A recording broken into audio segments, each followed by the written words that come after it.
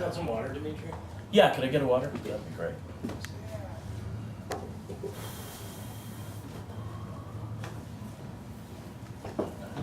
So most of this book it's organized as days of the week. So there's a Monday chapter, Tuesday through Sunday, and just to give a reader the idea of the variety of kinds of fares and experiences a cab driver has, and it's a 24/7 kind of industry. So that's what I was trying to get at. So this next thing I'm reading is from a slow night. It's from a Monday. Thank you. And it's called Vampire Hours.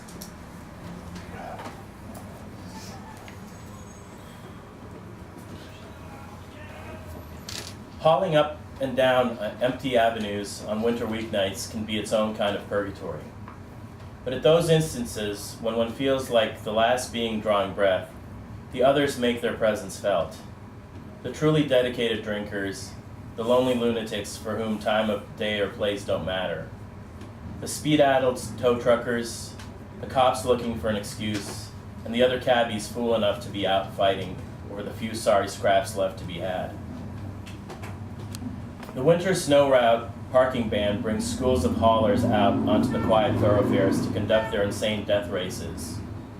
Tow trucks turn feral at night, treating moving vehicles like stationary obstacles, paying only cursory attention to traffic signals, ignoring lane configurations altogether.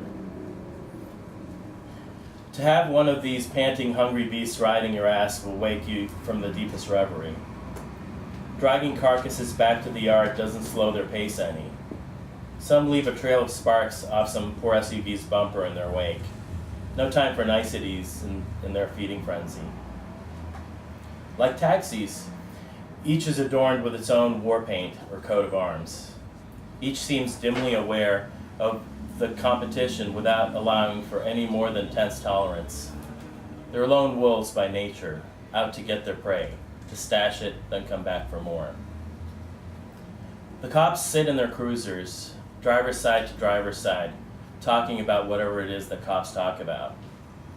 The blue swirling lights, visible for miles, cause the rest of us to approach with trepidation, then veer slowly into the oncoming lanes to avoid them, cursing under our breath about tax dollars, double standards, and all those other things that we can't or won't ever change. Other cops fly by, sirens blaring, en route to back up their brethren. 5 or 6 of them surrounding some souped-up Toyota with aftermarket rims, spinners, maybe some neon.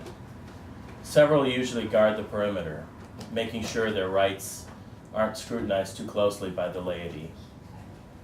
Best to keep one's head down and glide by meekly, away from any chance to arouse their suspicions. The odd types who will venture out on these nights when they should really stay in just don't know any better. The ones who aren't on urgent missions to or from their local tavern want things that never quite add up. The cheerful, ragged girl from Ukrainian Village is one. She wants to go to the west side. Then she asks to stop at Village Pizza on Chicago and Western for a slice, when we'd already passed it. Next, she insists on going by the place with the bulletproof glass for her smokes. Then the sit-go station after that, where she runs in with her cigarettes still half lit, spending a good 5 minutes inside as the meter ticks away and emerging with a fistful of lottery tickets and a box of blueberry cereal. Never see this shit anymore, couldn't help getting it. These motherfuckers out here don't realize I have a taxi waiting. They take the sweet-ass time. She has me drop her at an all-night sub and gyro joint. Her shopping spree apparently not quite done. Working nights early in the week is mostly thankless drudgery. Watching the needle on the fuel gauge creeping southward while counting and recounting the stack of singles that just won't multiply. There's always, mercifully, the one pickup that you decide is the last of the night. Mine's waving in front of a corner bar across the street. I hang a U-turn just as she crosses over to my side of the street. Completing the circle, she jumps in, shivering from the whipping wind. Do you usually work these hours? Are you a night owl? She asks. Yup, vampire hours, I answer. Getting a laugh out of a pretty girl from this tired line makes the preceding hours almost worth it.